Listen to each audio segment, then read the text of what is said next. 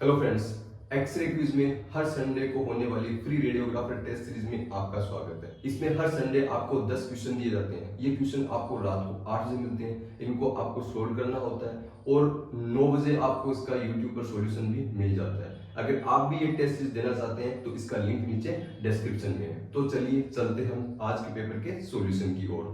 देखिए, आज के पेपर में जो क्वेश्चन आए थे उसका पहला क्वेश्चन है imaging the movement of internal structure is known as. Internal structure की मूवमेंट की इमेजिंग को हम क्या कहते हैं? देखिए, इसमें पहला ऑप्शन है अटेन्यूएशन। अटेन्यूएशन के द्वारा हम इंटरनल स्ट्रक्चर की जो मूवमेंट है उसको रिकॉर्ड नहीं करते हैं। अटेन्यूएशन तो एक्सरे बीम जब किसी मैटर से पार होकर जाती है तो उसका कुछ अमाउंट एब्जॉर्ब हो जाता है। जो एब्जॉर्प्शन या स्कैटरिंग किसी भी प्रोसेस के द्वारा हो सकता है उसे हम अटेन्यूएशन कहते हैं। दूसरा फोटो इमिशन। फोटो इमिशन भी कोई वो प्रकार नहीं है जिससे हम इंटरनल स्ट्रक्चर की मूविंग स्ट्रक्चर की रेडियोग्राफी कर सके। एब्जॉर्प्शन। एब्जॉर्प्शन सिंपली एक फोटोन का एब्जॉर्प्शन होता है।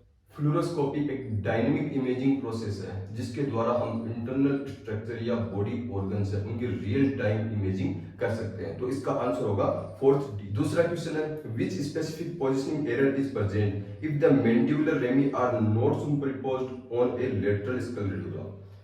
अगर हम लेटरल स्कल का रेडियोग्राफ करते हैं उसमें दोनों रेमस है, जो मैंडिबल के रेमस है, वो एक दूसरे पर अगर सुपर इम्पोज नहीं होते हैं तो कौन सा जो टर्म है जिसको हम इसके द्वारा इसको एक्सप्लेन कर सकते हैं? देखिए, टिल्टिंग पहला ऑप्शन है, रोटेशन, इनकरेक्ट सीआर एंगल, और सीआर मतलब central angle, over flexion of head and neck. देखिए, अगर दोनों रेमी एक दूसरे को सुपर इम्पोज नहीं हो रही है जिसका मतलब जो स्कल है वो रोटेटेड है तो इसको हम इसका सेकेंड ऑप्शन होगा रोटेशन के द्वारा हम पता कर सकते हैं। करेक्ट रोटेशन नहीं, अगर करेक्ट पोजिशनिंग नहीं है, थोड़ा सा भी स्कल के अंदर रोटेशन है तो दोनों रेमी है वो एक दूसरे पर सुपर इम्पोज नहीं होगी। तीसरा क्वेश्चन है how much of a difference in degree is there between the OML and आईओएमएल।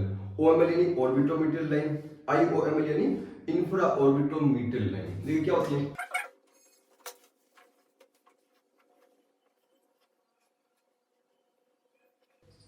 देखिए ये आई ऑर्बिट है, ये लेटरल कैंथस ऑफ आई है और ये ईएएम एक्सटर्नल अकोस्टिक मीडिएशन। सबसे पहले ऑर्बिटोमीटर लाइन क्या होती है, ऑर्बिटल लाइन क्या होती है? एक ऑर्बिटल लाइन क्या होती है, लेटरल कैंथस ऑफ आई को हम अगर एक्सटर्नल अकोस्टिक मीडियस के सेंटर से मिलाते हैं तो वो लाइन क्या कहलाएगी? वो लाइन ओएम लाइन कहलाती है। इसको क्या कहते हैं? ऑर्बिटोमीटर बेस लाइन, या इसे हम रीड्स बेस लाइन भी कहते हैं। क्या कहते हैं? रीड्स बेस लाइन भी कहते हैं। ओके, एक और होता है, अगर आप इंफ्रा ऑर्बिटल पॉइंट है, आई ऑर्बिट का जो लोवेस्ट पॉइंट होता है उसको अगर एक्सटर्नल अकोस्टिक मीडियस के जो सुपीरियर बॉर्डर है उससे मिलाते हुए अगर आप एक लाइन ड्रॉ करोगे इस तरीके से तो ये लाइन क्या कहलाती है? ये लाइन आईओएमएल कहलाती है। आईओएमएल इंफ्रा ऑर्बिटो मीटर लाइन।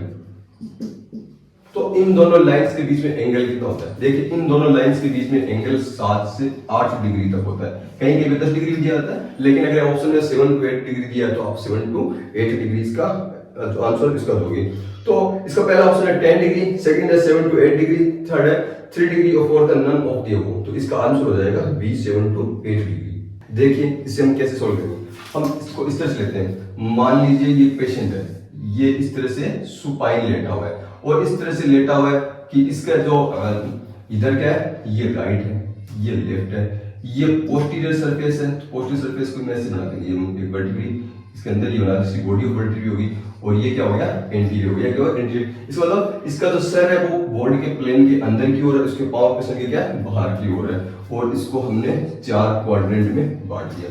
पेशेंट किस तरह लेटा हुआ है? Patient lying on her back. देखिए बैक पर लेटा हुआ है और हमने एक इमेज रिसेप्टर यहाँ पे प्लेस कर दिया। Okay, on her back the right side of her body is turn 45 degree. Patient की राइट साइड है, इसको 45 डिग्री टर्न करते हैं away from the image receptor. Image receptor से दूर की ओर, यानी ये इसका राइट साइड है, इसको 45 डिग्री यहाँ पे टर्न किया, ये 45 डिग्री क्यों? इमेज रिसेप्टर के दूर की ओर। तो अब इस कंडीशन के अंदर जो पोजीशन होगी वो क्या होगी, देखिए इधर आप 45 डिग्री रोटेट करते हो तो ये सरफेस है, ये सरफेस क्या हो जाएगी, ये नीचे घूम के आ जाएगी, इमेज रिसेप्टर के कांटेक्ट में आ जाएगी। और इस समय अगर ये से घूम जाएगा, एक्स रे बीम हम डालेंगे, पूरी एक्स रे बीम किधर से निकलेगी, इस पोर्शन से बाहर निकलेगी, जैसे पूरा कुछ नीचे आ जाएगा। ये कौन सा रीजन है, ये है लेफ्ट पोस्टीरियर ओब्लिक। ये कौन सा है, लेफ्ट पोस्टीरियर और उनके बीच का ये ओब्लिक पार्ट। तो इसका आंसर क्या हो जाएगा, लेफ्ट पोस्टीरियर ओब्लिक, जैसा कि आप ऑप्शन फर्स्ट में देख सकते हो। A longitudinal plane that divides the body into anterior and posterior part is, body को एंटीरियर और पोस्टीरियर पार्ट में बांटने वाला लॉन्गिट्यूडिनल प्लेन क्या कहलाता है, sagittal plane, horizontal plane, coronal plane and oblique plane. देखिए मान लीजिए मैं कुछ एक पेशेंट है, उसकी लेटरल पोर्शन को आपको दिखाता हूं, ये हो गया। इसको इस तरह से हम एक प्लेन डिवाइड करें जो इसको एंटीरियर और पोस्टीरियर पार्ट में डिवाइड करें, इस तरह से प्लेन को ड्रॉ करते हैं। तो ये प्लेन क्या कहलाता है, तो देखिए ये प्लेन कहलाता है कोरोनल प्लेन। ये क्या कहलाता है, कोरोनल प्लेन कहलाता है। तो किसी भी पोजीशन में लाइन डाउन, चाहे हम डोर्सल सरफेस पे लाइन को या लेटरल कोई सी भी राइट लेटरल लेफ्ट लेटरल पे, वो क्या कहलाती है, तो फाउलस पोजीशन। ये नहीं होता रिकम्बेंट का मतलब ही क्या होता है, लाइन डाउन होता है। तो कोई भी पोजीशन में लाइन डाउन हो तो उसमें क्या कहलाएगा, रिकम्बेंट।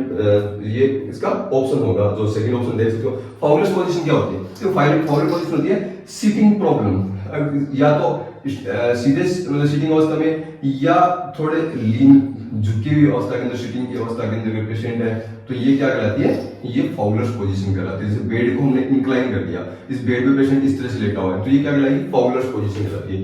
ये पोजीशन क्या है, फाउलस पोजीशन। देखिए पेशेंट इस तरह से लेटा हुआ है, ये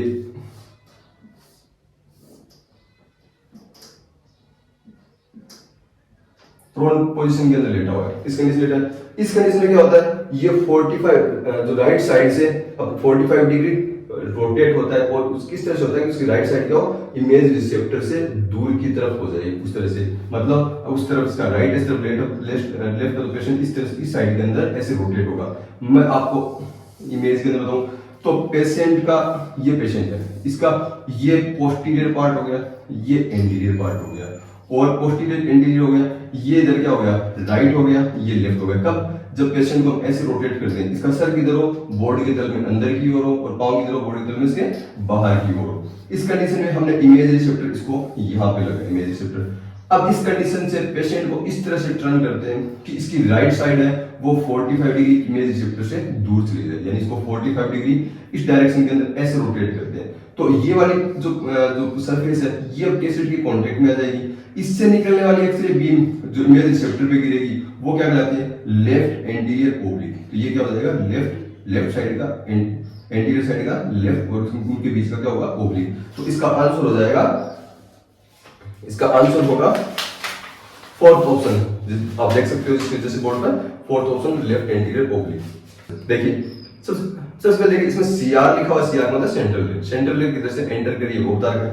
तो देखिए इसमें बताया हुआ कि पेशेंट इस तरह से लेटा हुआ है कि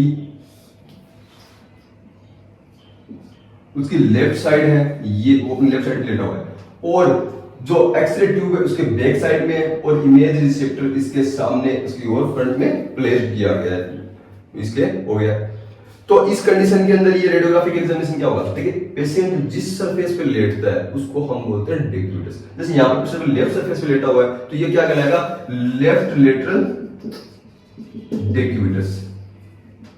और अगर पेशेंट अपनी राइट साइड में लेटता तो हम इसे कहते हैं राइट लेटरल डेक्यूबिटस, और अगर पेशेंट अपनी डोर्सल सरफेस पे लेटता तो हम इसे डोर्सल डेक्यूबिटस भी, या फिर सुपाइन भी बोलते हैं, इसको डोर्सल डेक्यूबिटस हम इसको बोलते हैं। तो इसका आंसर हो जाएगा लेफ्ट साइड पे लेटे हुए कारण लेफ्ट लेटरल डेक्यूबिटस।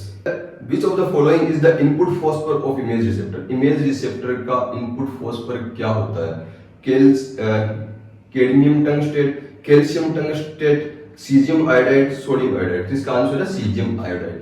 नेक्स्ट देखिए, which of the following is the output phosphor of the image intensifier? Image intensifier के आउटपुट फॉस्फोर के रूप में हम जिंक कैडमियम सल्फाइड काम में लेते हैं। ओके, तो ये आज के पेपर का सॉल्यूशन है। नेक्स्ट सॉल्यूशन के साथ मैं जल्दी आपके सामने आऊंगा, जो पेपर आपका नेक्स्ट संडे को होगा, जिसकी डेट आपको नीचे डिस्क्रिप्शन में मिल जाएगी। तब तक के लिए धन्यवाद।